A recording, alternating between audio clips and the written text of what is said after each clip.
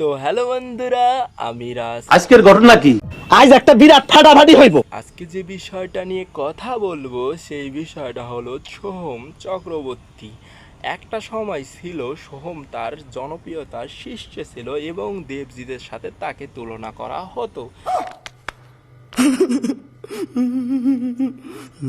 কিন্তু ধীরে ধীরে সেই ইন্ডাস্ট্রি থেকে হারিয়ে যায়। সেই বিষয়টা নিয়ে আজকের ভিডিওটা।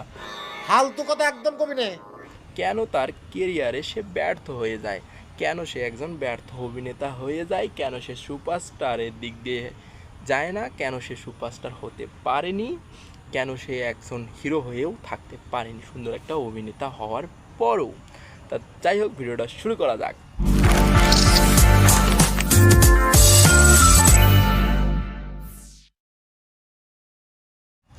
প্রথমত আমি বলি যে ইন্ডাস্ট্রিতে অনেক আগে কিন্তু সোহম চক্রবর্তী আসে, জিৎ দেবেরও আগে। এখন কিভাবে আসে, সে কিন্তু চাইল্ডহুড থেকে মানে ছোটবেলা থেকে সে অভিনেতা। कितने तेजस्वी लोग हैं हमारे पास, कितने शानदार विचार रखते हैं जी। ছোটবেলায় সে অভিনয় করেছে অনেক কয়টা সিনেমায়, তারপরে সে নতুনভাবে একজন হিরো হিসাবে সে অনেক দিন যাবৎ তার নতুনভাবে সে হিরো হিসেবে আবির্ভূত হয়। সে আসে ইন্ডাস্ট্রিতে, তারপরে তার একটার পর একটা সিনেমা হিটও হয়, কোনোগুলো চলে কোনোগুলো চলে না। তারপর প্রেমামার একটা সিনেমা আসে, তখনকার প্রেমামার সেই চলে, প্রেমামার সিনেমাটা অস্থির লেভেলে একটা কালেকশন করে, রাজ চক্রবর্তী তাকে অন্য লেভেলে নিয়ে যায়। তারপর থেকেই তাকে দেবজিতের সাথে তুলনা করা হয়। বলো কি, তুমি সত্যি বলছো? হ্যাঁ। একটার পর একটা সিনেমা রিলিজ করা হয় এবং তার সিনেমাগুলো বিফোর বিজনেস করে। কেন? সে একজন ভালো অভিনেতা, কিন্তু তখনকার সময়ও সে ভালো অভিনেতা, এখনকার সময়েও কিন্তু তার মধ্যে সে ভালো অভিনেতা, কিন্তু তারপরও সে কেন একজন সুপারস্টার হতে পারলো না, কেন সে ব্যর্থ হলো? এইটা তুমি একটা কথা কইলে ভাই। প্রথমত আমি বলি তার নিজের ডিসিশন এবং নিজের ভুল ভ্রান্তির জন্য। একজন নায়ক তার ফিটনেসকে ধরে রাখতে হয়। আমাদের শাকিব খানের কথা বলি বা দেবের কথা বলি বা জিতের কথা বলি, তারা কিন্তু নিজের ফিটনেসকে কন্ট্রোলে রাখে। হ্যাঁ ভাই, ঠিক আছে।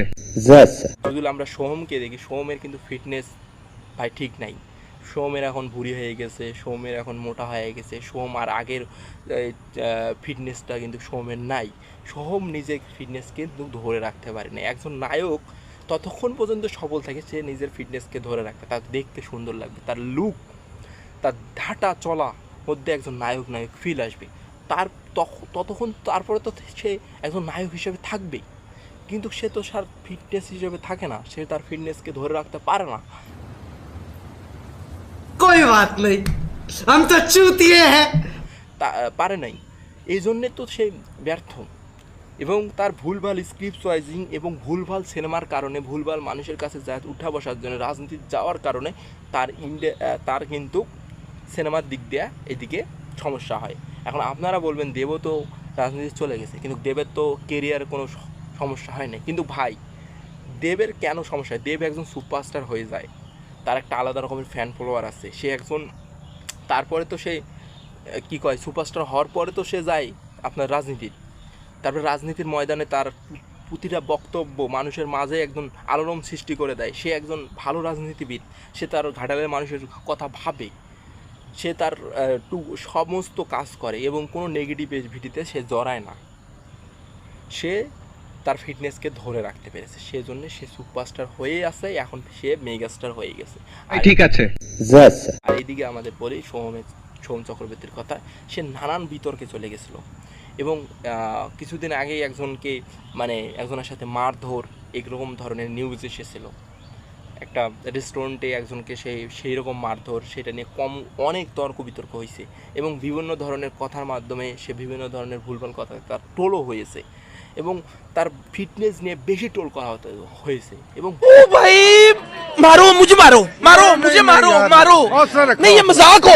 ভুলভাল স্ক্রিপ্ট চয়েসিং, এই জন্য সে একের পর এক তার সিনেমা ফ্লপ করতেছে। তার সিনেমা কখন আসতেছে, তার সিনেমা কখন যাইতেছে, কেউ জানতেই পারছে না। তার সিনেমার গানগুলো কয়জন মানুষ শুনেছে?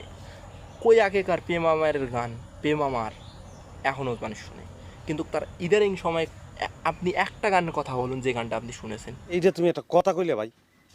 রিসেন্টলি আপনি একটা গানের কথা বলুন, বা 2022 সালের বা 2023 সালের একটা গানের কথা বলেন যে গানটা আপনারা বারবার শুনেছেন। control উদয়। আমি জানি আপনারা বলতে পারবেন না। বলো কি তুমি সত্যি বলছো? হ্যাঁ। আপনারা জিতের কথা বলতে পারবেন, আপনারা দেবের কথা বলতে পারবেন, কিন্তু শাকিব খানের কথা বলতে পারবেন। আপনারা কিন্তু আপনারা সোমের কথা কিন্তু বলতে পারবেন না ভাই। সোম এই দিক দিয়ে আস্তে আস্তে ব্যর্থ হয়ে যায়। সোম একজন কিন্তু তুখোড় অভিনেতা। একটা সময় তার অভিনয়ের জন্য তাকে বারবার প্রশংসা করা হয় এবং বিভিন্ন ধরনের অভিনেতার জন্য সেই অ্যাওয়ার্ডও পায়। সে আস্তে আস্তে ইন্ডাস্ট্রি থেকে হারিয়ে যায়। मंदिर का घंटा है कि कोई भी आके बजा जाता। সোম চক্রবর্তী আর সোম চক্রবর্তী থাকে না, সুন্দর একটা অভিনেতা হয়ে রয়ে যায়। সোম চক্রবর্তী আর কিন্তু সুপারস্টারও হয় না। সোম চক্রবর্তী নিজেকে আর ওই লেভেলেও নিয়ে যাইতে পারে নাই তার ফিটনেসের জন্য। তা যাই হোক, এটাই ছিল আমার বক্তব্য। ভালো হয়ে যা, এখনো সময় আছে। কেন সে একজন ব্যর্থ নায়ক হয়ে থাকে। যাই হোক, এই ছিল আমার ভিডিওটা ভালো লাগলে অবশ্যই লাইক করবেন, কমেন্ট করবেন, শেয়ার করবেন এবং আমাদের চ্যানেল নতুন হলে চ্যানেলটাকে সাবস্ক্রাইব করবেন। Bye bye. ওর মুখে আমি মুইতা দিমু।